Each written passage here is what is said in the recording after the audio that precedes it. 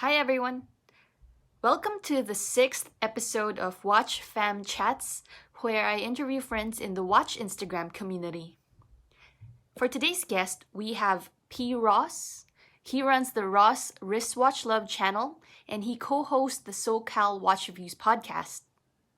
He recently made it to 1,000 subscribers, which some of you may know is a huge milestone in the YouTube world. So without further ado, let's welcome P.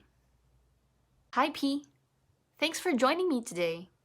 Hello, Eve, and thank you for inviting me to the hashtag WatchFamChats. I really appreciate it. How are you doing today?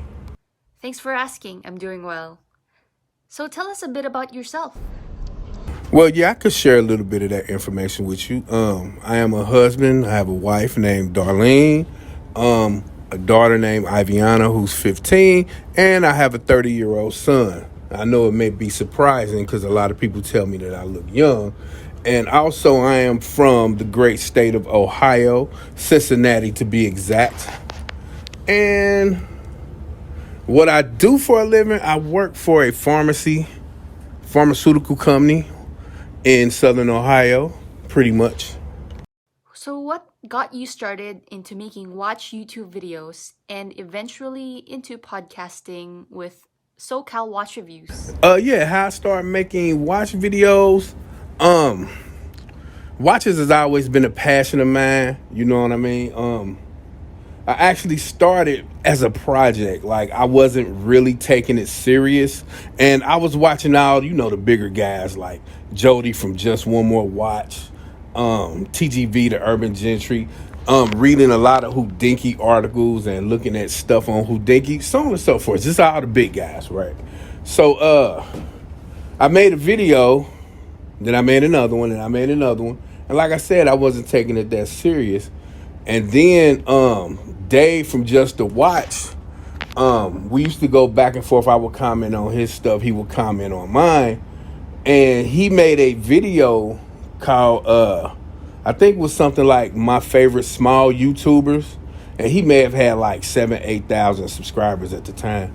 So I was one of the people in the video that he named. And Miguel from SoCal Watch Reviews was the other one.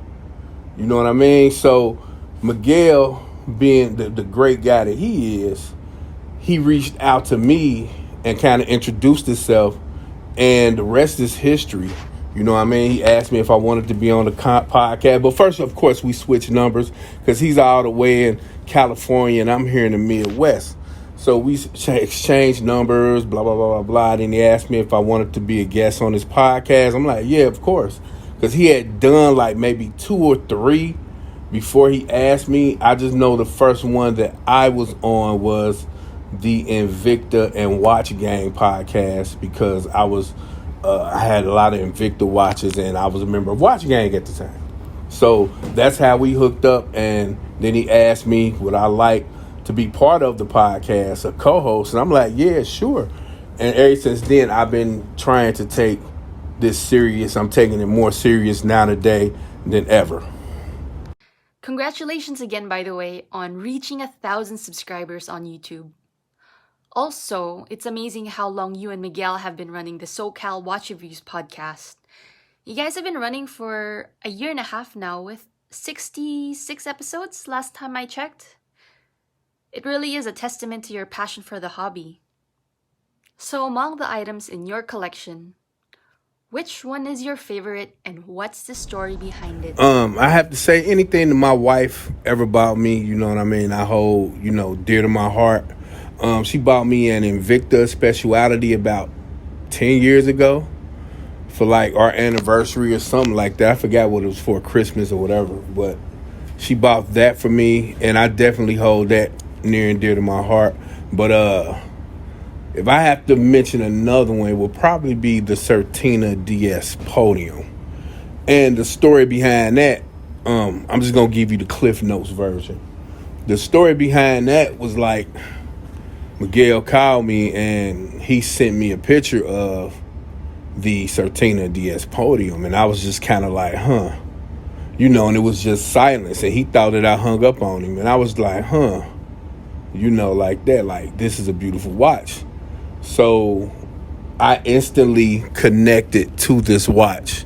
I had never connected to a watch like that before, Well, yes, I have, but I connected instantly to this Certina DS Podium. It was like, I'm feeling like this watch is meant for me to have and all that. So I told him, like, you know what, I'm going to be looking at it throughout the day, and I'll let you know if I'm going to pull the trigger.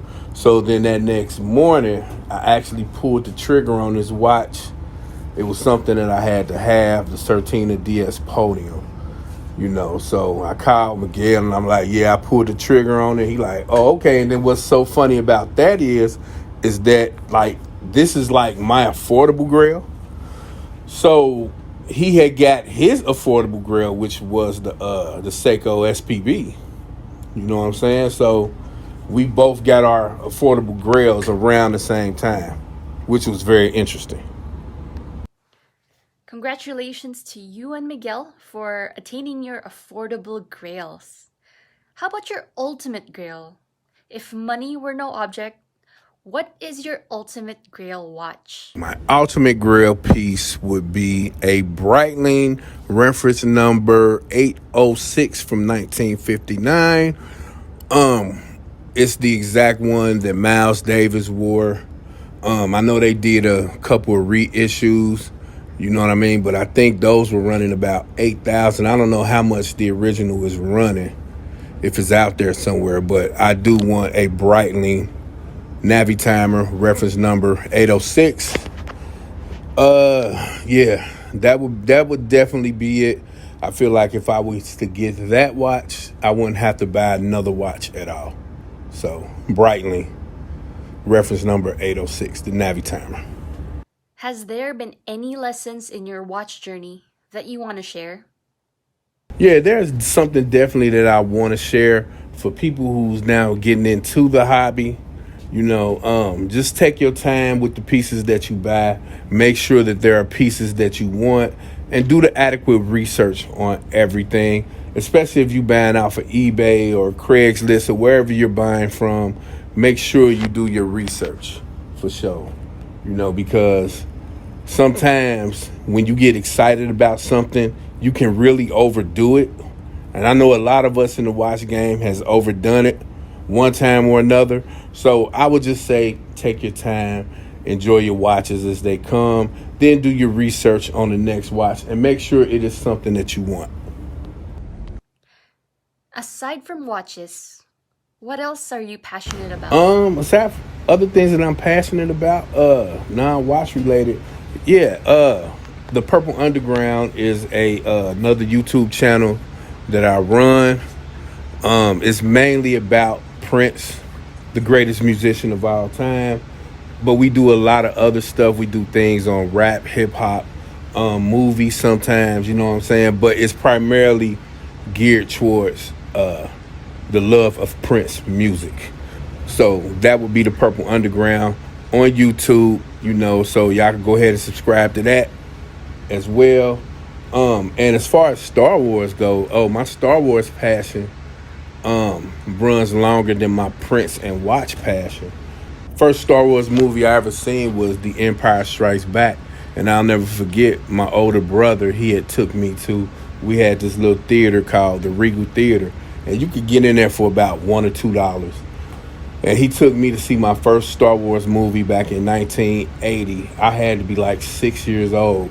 You know what I'm saying? And when I saw The Empire Strikes Back, I was hooked on the whole series and everything Star Wars. I keep up with it. So those are really my passions. You know what I mean? Watches, movies, Prince, Star Wars, But more than that, I'm a big sci-fi guy and a big horror guy. I enjoy a great horror movie. I enjoy a great sci-fi movie for sure. But that's it. Thank you for taking the time to do this with me, P. If you haven't followed P yet, you can find him on YouTube and on Instagram at Ross Wristwatch Love. And also check out the SoCal Watch Reviews podcast. And I want to thank you as well, Eve. Thank you for inviting me on your show. I really appreciate it. You're doing big things in the watch community. and I could just see you just blowing up. You know what I mean? So thank you again for having me, and I'll be willing to do this with you anytime. Just let me know. This your boy P. Ross, and we in the building.